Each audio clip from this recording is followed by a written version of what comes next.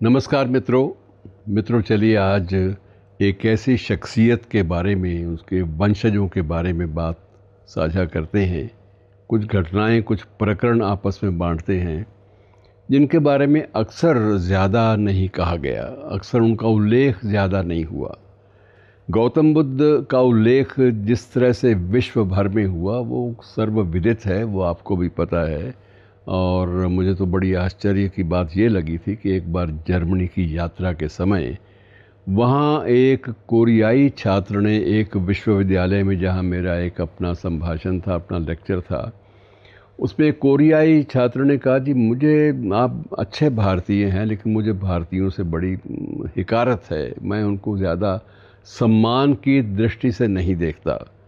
तो मैंने उससे पूछा कि इसका कारण क्या है, मुझे बताओ भाई, क्यों तुम्हारे मन में भारतीयों के बारे में ऐसी भावना बलवती हुई। तो उसका कहना था कि भारतीयों ने गौतम बुद्ध को दरअसल वह सम्मान नहीं दिया, ना ही उनको चर्चा का केंद्र उस ढंग से बनाया जितना कि वो डिज़र्व करते थे, जितना उनका अधिकार था। और जिस तरह से राम और कृष्ण और उनसे जुड़े हुए पात्रों को केंद्र में रखा गया, वहाँ गौतम बुद्ध के बारे में ज़्यादा सामग्री जो है वो परस्पर बांटी नहीं गई।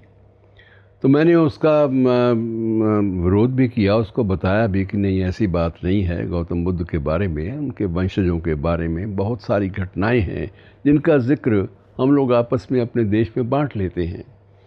और इसी प्रकार की एक घटना के साथ मैं आपको जोड़ना चाहता हूँ कि गौतम बुद्ध का भी एक अपना वंश था, वंश परंपरा थी।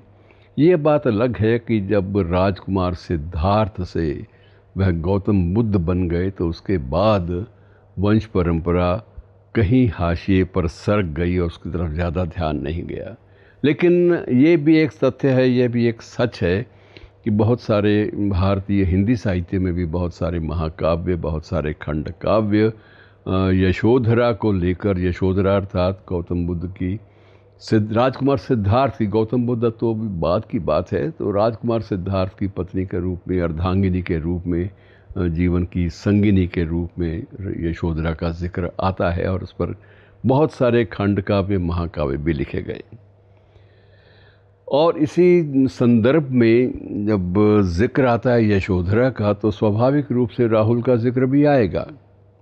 और राहुल यशोधरा और राजकुमार सिद्धार्थ की एकमात्र संतान माने जाते हैं। जो प्रकरण, जो संदर्भ, जो प्रसंग हमें उपलब्ध हैं उनके आधार पर।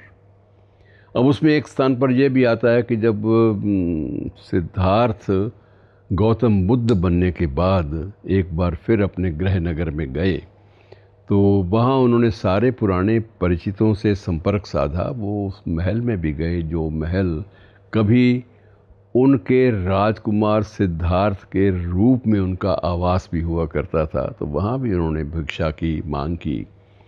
तो जो प्रचलित प्रसंग है वो ये है कि यशोधरा ने राहुल नाम के बालक को उनकी झोली में डाल दिया कि महाराज मेरी तरफ से भिक्षा यही स्वीकार कीजिए। ऐसे अनेक प्रसंग आते हैं।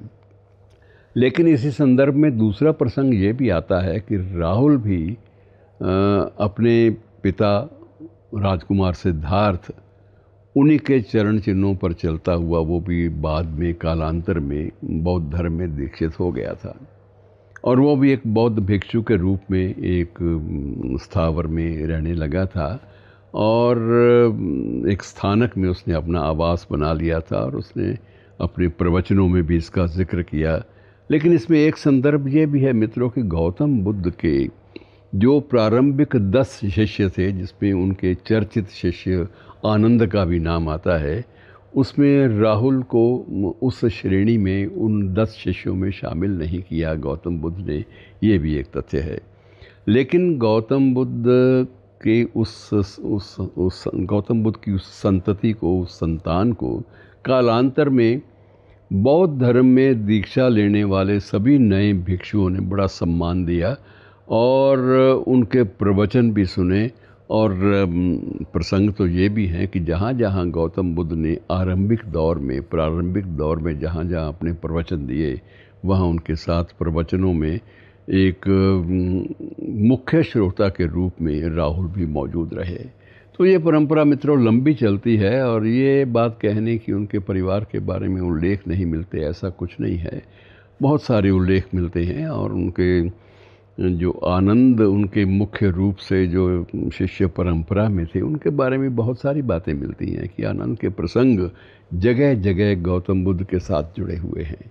और ये भी एक तथ्य है कि आनंद से पहले गौतम बुद्ध ने ये शरीर छोड़ दिया था, और निर्वाण की प्राप्ति उनको हो ही चुकी थी। ज्ञान की प्राप्ति के बाद निर्वाण की प्राप्ति। तो निर्वाण की प्राप्ति के बाद उस दुख को, उस पीड़ांतक लम्हे को, उस क्षण को आनंद ने अपने ढंग से अपने शिष्यों के साथ बांटा था। और ये मित्रों एक लंबी कहानी है, लंबी दास्तान है, और ये सिर्फ इसकी कुछ एक प्राथमिक घटनाएं, प्रसंग आपसे इसलिए साझा किए हैं कि ये मत सोचिए कि हमारे जो व्यापक रूप से जो हमारे संदर्भ हैं, चाहे पौराणिक हैं, चाहे ऐतिहासिक हैं या प्राग ऐतिहासिक हैं, उनमें इन महापुरुषों की वंश परंपरा के बारे में जिक्र नहीं मिलता। ऐसा कुछ नहीं है, जिक्र है और भरपूर है। शुक्रिया।